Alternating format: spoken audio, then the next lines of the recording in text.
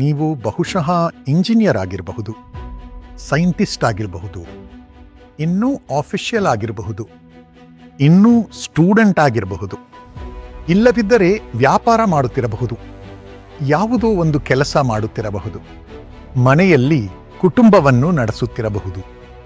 ಆದರೆ ನೀವು ಎಲ್ಲಿದ್ದರೂ ಸರಿ, ಕರ್ತನು ಹೇಳುತ್ತಾನೆ, ನೀನು ನನ್ನ ಯಾಜಕನು, ನೀನು ನನ್ನ ಯಾಜಕನು ಎಂದು ಹೇಳುತ್ತಾನೆ. My precious friend, August 15th, the Independence Day of our beloved land, we're going to pray as a family for you to receive miracles. This is going to come to you in English and Hindi, 11 o'clock in the morning. Join the lakhs of people as the Dinakarans pray for you on the Jesus Calls YouTube channel. ನನಗೆ ಪ್ರಿಯವಾದವರೇ, ಕರ್ತನು ನಿಮ್ಮನ್ನು ಆತನ ಯಾಜಕರಾಗಿರಲು ಕರೆದಿದ್ದಾನೆ, ಅಭಿಷೇಕ ಮಾಡಿದ್ದಾನೆ. ವಿಮೋಚನ ಕಾಂಡ 19:6 ವೇದವು ಹೇಳುತ್ತದೆ, ನೀವು ನನಗೆ ಯಾಜಕ ರಾಜ್ಯವೂ ಪರಿಶುದ್ಧ ಜನಾಂಗವೂ ಆಗಿರುವಿರಿ ಎಂದು ನೀನು ಇಸ್ರಾಯೇಲ್ ಮಕ್ಕಳೊಂದಿಗೆ ಹೇಳಬೇಕಾದ ಮಾತುಗಳು ಎಂದನು. ಹೌದು ಪ್ರಿಯರೇ, ಕರ್ತನು ಹೇಳುತ್ತಾನೆ, ಇಸ್ರಾಯೇಲ್ ಜನರನ್ನು, ಇಸ್ರಾಯೇಲ್ ರಾಜ್ಯವನ್ನು ನೋಡಿಯೇ ಹೇಳುತ್ತಾನೆ, ನೀವೆಲ್ಲರೂ ನನಗೆ ಯಾಜಕರು, ಪರಿಶುದ್ಧ ಯಾಜಕರು. ನನಗೆ ಪ್ರಿಯವಾದವರೇ, ನಿಮ್ಮ ಕುಟುಂಬದಲ್ಲಿ ಎಲ್ಲರೂ ಕರ್ತನ ಯಾಜಕರು.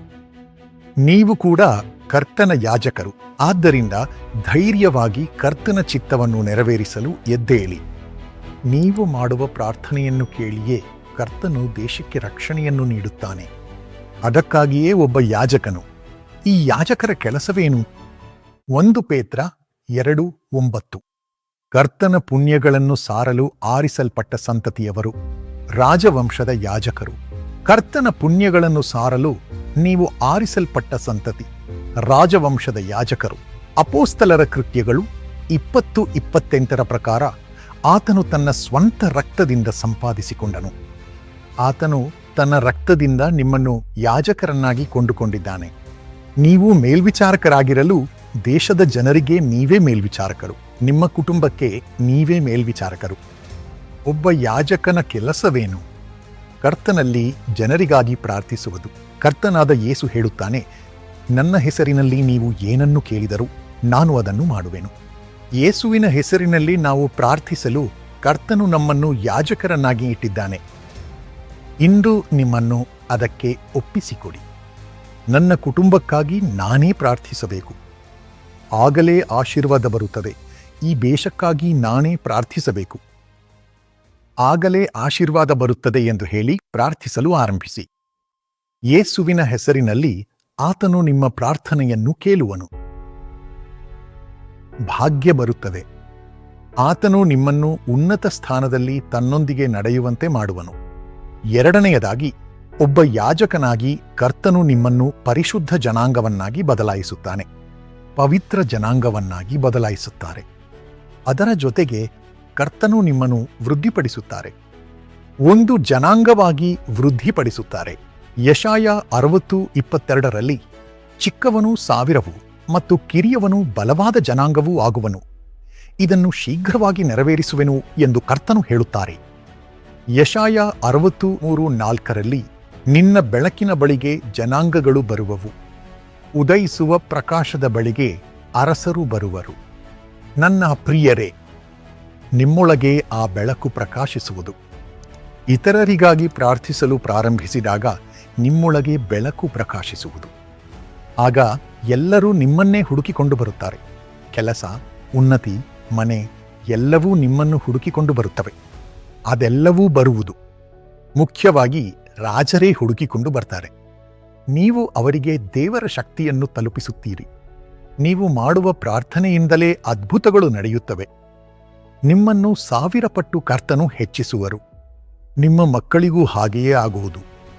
ಪುಟ್ಟ ಮೊಮ್ಮಕ್ಕಳು ಕೂಡ ಪ್ರಾರ್ಥನೆ ಮಾಡುವರು.